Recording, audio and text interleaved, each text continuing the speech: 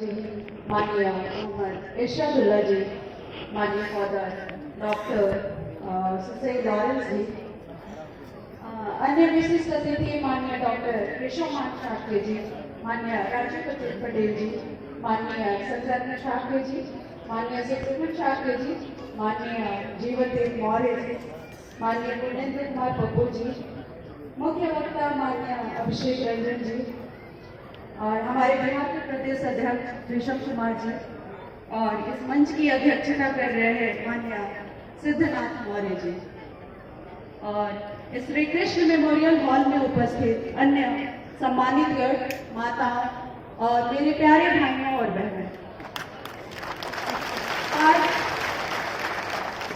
आज हम सभी यहाँ मानवीय सभ्यता के अग्रदूत और प्राचीन भारतीय इतिहास के दैदिप्यमान सितारे सम्राट अशोक की 2329वीं जयंती के इस पावन मौके पर एकत्रित हुए हैं।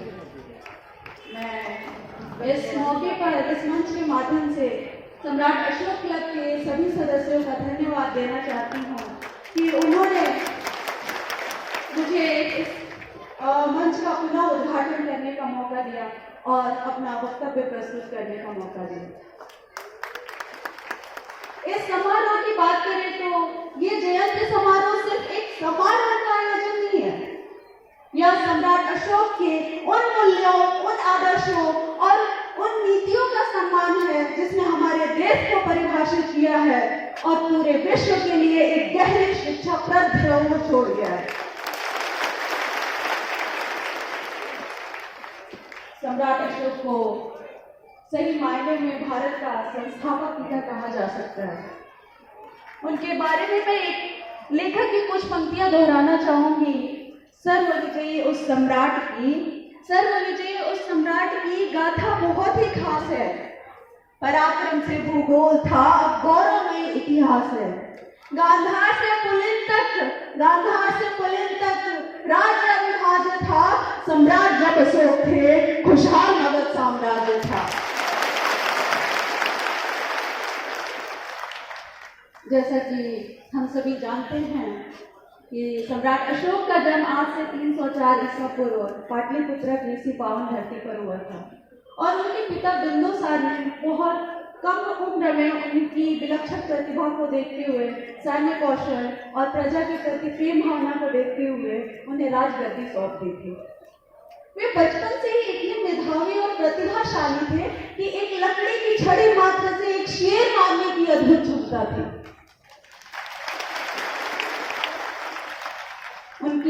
उन्होंने अपनी कुशल कूटनीति और पराक्रम के बल पे उस समय का सबसे बड़ा साम्राज्य स्थापित किया था, जो केवल भारत में ही नहीं पूरे एशिया में फैला हुआ था।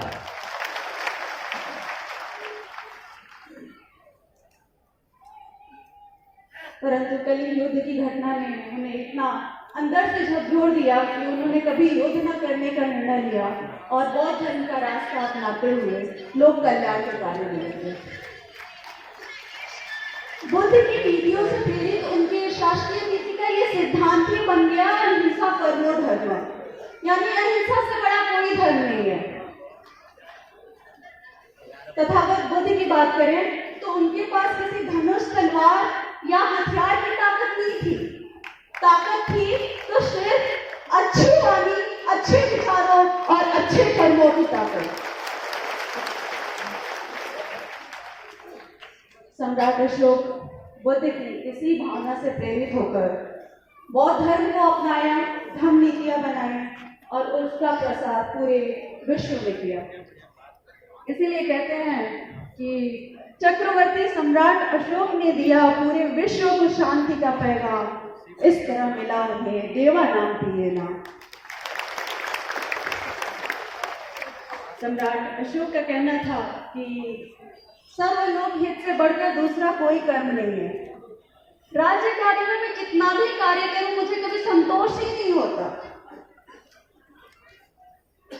उनके राजपथ का आदर्श था कि हर जगह, हर समय मुझे जनता की आवाज सुनने के लिए बुलाया जा सकता है।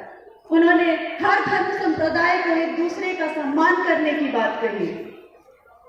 प्रजा को संतान की तरह समझने वाले जन जन समदर्शी सम्राट ने पशुओं और मनुष्यों के लिए अस्पताल बनवाए, सड़कें बनवाई, पेड़ लगवाया और विश्वविद्यालयों का निर्माण कराया।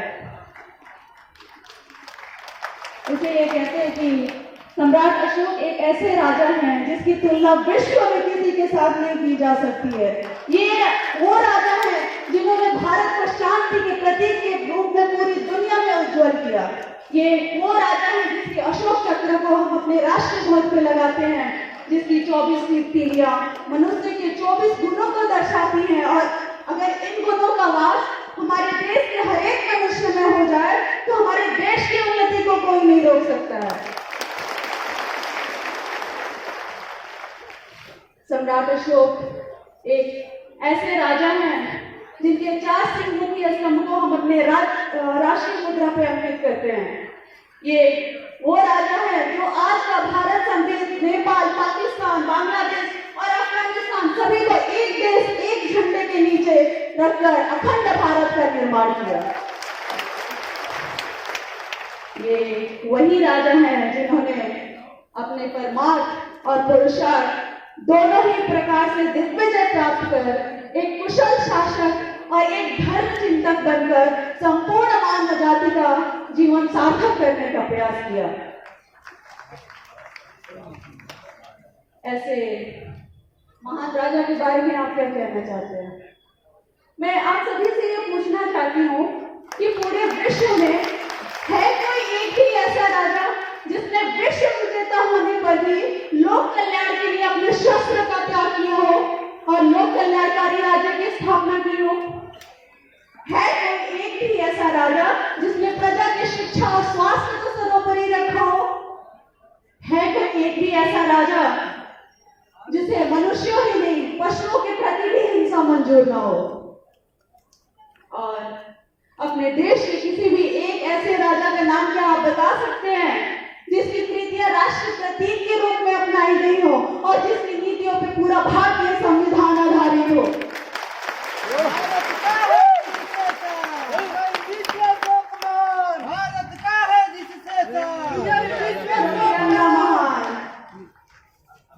ऐसे सम्राट अशोक को मैं कहूंगी कि सम्राट अशोक सिर्फ एक राजा नहीं है।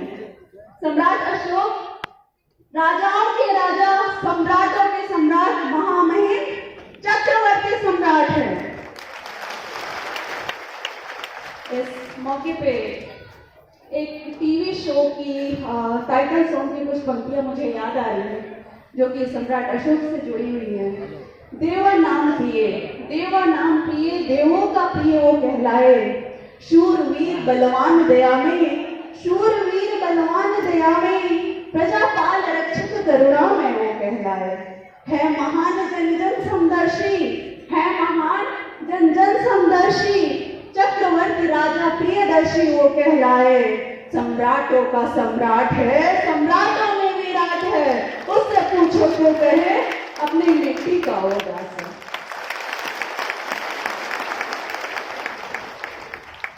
ऐसे महान प्रजापालक की जयंती पर मैं उन्हें शत नमन करती हूँ और आप सभी से, पूरे देश की जनता से मैं ये कहना चाहती हूँ कि ऐसे ही सम्राट अशोक की जयंती हर घर घर के एक उत्सव की तरह मनाई जाए।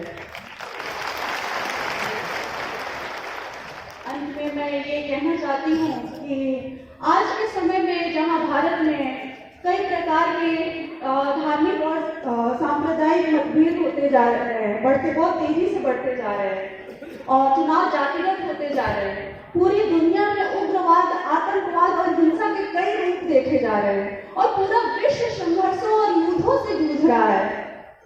ऐसे समय में सम्राट अशोक की नीतियां एक श्रेष्ठ समाधान हो सकती हैं जो कि अहिंसा, शांति, प्रेम और एकता की भावना को उजागर करती हैं।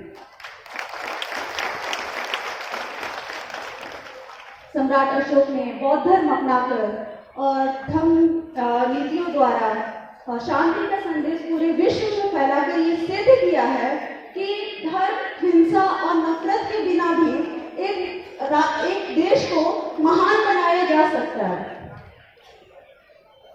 डॉक्टर स्मिथ और डॉक्टर राधा कुमुद मुखर्जी के मतानुसार सम्राट अशोक का धर्म सार्वकालिक यानी सभी कालों में लागू होने वाला, सार्वभौमिक यानी किसी भी जगह धर्म या संस्कार में सीमित नहीं, सार्वजनिक यानी सभी लोगों से संबंध रखने वाला धर्म है।